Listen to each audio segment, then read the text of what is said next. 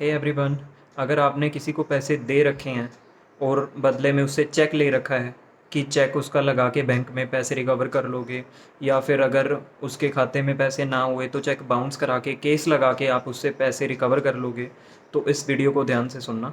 Allahabad high court का judgement है recent जून 2024 का। तो इसमें क्या किया कि एक्यूज्ड ने, दोषी जो था, उसने इलाहाबाद बैंक का चेक काट के दे दिया कंप्लेनेंट को कि आप जो भी मैंने पैसे लिए हैं इसको बैंक से ले सकते हो, और अगर नहीं हुआ तो बाउंस करा के केस डाल के ले सकते हो। तो वो चेक बाउंस हो गया। कंप्लेनेंट ने वो जो चेक है वो बाउंस करा लिया और उसमें 138 NI एक्ट में केस डाल दिया। और जब समन ऑर्डर हुआ, एक्यूज़्ड को समनिंग हुई, तो एक्यूज़्ड ने क्या किया, उसकी क्वॉशिंग डाल दी हाई कोर्ट में, उसको रद्द कराने के लिए, केस को रद्द कराने के लिए।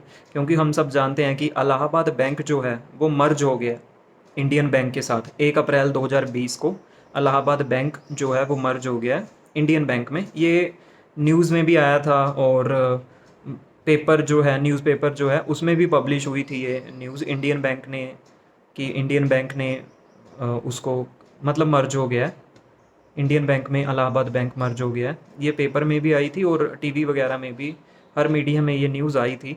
तब भी क्या किया कि, और ये भी न्यूज़ आई थी साथ में कि 30 सितंबर 2021 को जितने भी चेक इलाहाबाद बैंक के हैं उसके बाद वो इनवैलिड हो जाएंगे। तो ये जो चेक है इसने प्रेजेंट करा कंप्लेनेंट ने 2023 में।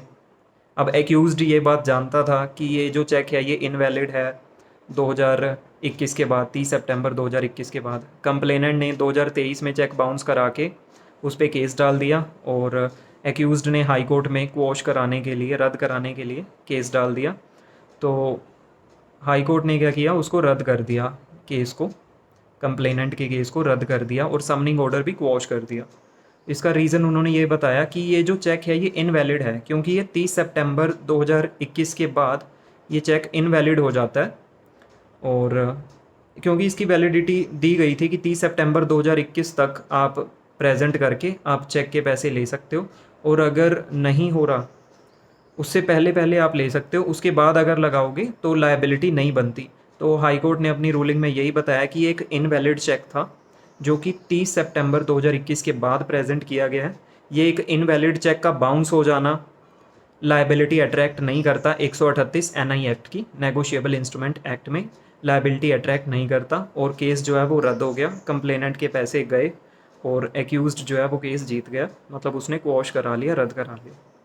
तो ऐसे आप ध्यान रखें। ये न्यूज़ भी आती है कि कौन सा बैंक कब मर्ज हुआ था, ये सारी न्यूज़ आती हैं, कब तक वैलिड रहेंगे चेक, ये सब आप ध्यान में रखें, ताकि आपके साथ, किसी के साथ भी जो पैसे दे रहा है, ऐसी ना हो जाए, ऐसा केस उसके साथ ना हो जाए।